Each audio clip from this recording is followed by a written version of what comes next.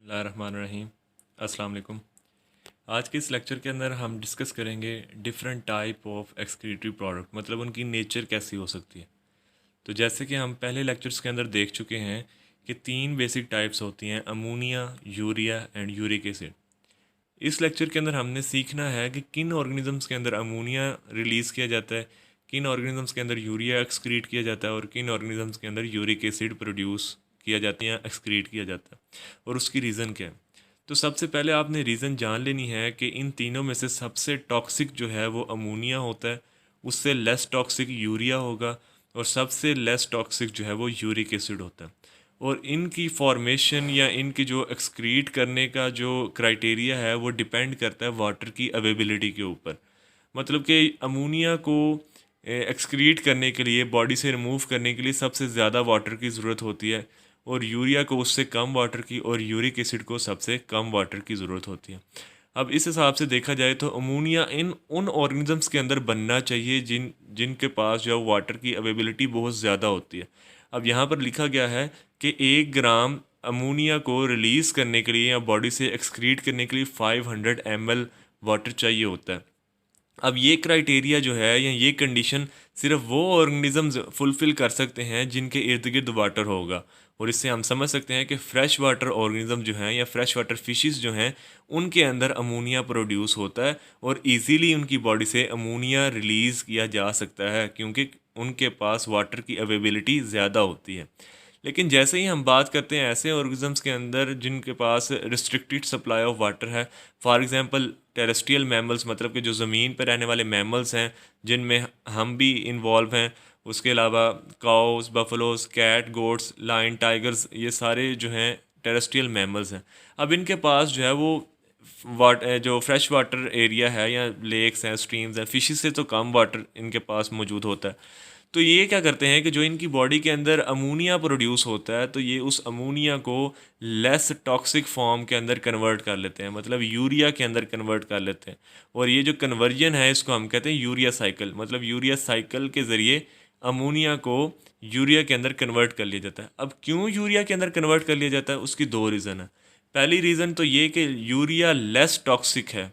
दूसरी रीज़न ये कि यूरिया को बॉडी से रिमूव करने के लिए less amount of water require होता है। तो इस तरीके से वाटर को कंजर्व किया जाता है, बॉडी में वाटर को बचाया जाता है। नहीं तो अगर अमोनिया ही रहेगा तो बॉडी का 500 ml जो है वो 1 ग्राम अमोनिया को रिमूव करने में यूज़ हो जाएगा, तो बाकी एक्टिविटीज़ के लिए वाटर कहाँ से आएगा। तो इसलिए अमोनिया को यूरिया के अंदर कन्वर्ट किया जाता है और यूरिया जो है वो less amount of water use करता है। कितना करता है? 1 ग्राम यूरिया को रिमूव करने के लिए 50 ml वाटर रिक्वायर होता है, जबकि 1 ग्राम अमोनिया को रिमूव करने के लिए 500 ml वाटर चाहिए होता था। और एक वो बात और मैं यहाँ पर ऐड कर दूँ कि ऐसे ऑर्गेनिजम्स जिनके अंदर यूरिया को रिमूव किया जाता है बॉडी से उनको हम ऐसे ऑर्गेनिजम्स जिनके अंदर अमोनिया को रिमूव किया जाता है बॉडी से उनको हम अमोनोटैलिक ऑर्गेनिजम्स कहते हैं। और बिल्कुल इसी तरीके से ऐसे ऑर्गेनिजम्स जिनके अंदर यूरिया को रिमूव किया जाता है उनको हम यूरियोटैलिक ऑर्गेनिजम्स कहते हैं। अब इससे भी एक कंडीशन आगे चलते हैं कि वाटर की सप्लाई और कम हो गई है, मतलब कि जो रेप्टाइल्स हैं, मतलब स्नेक्स जिनमें आ जाते हैं, और ये जो बर्ड्स हैं ये तो हमसे भी कम पानी जो है वो यूज़ करते हैं या इनको अवेलेबल होता है बहुत कम वाटर।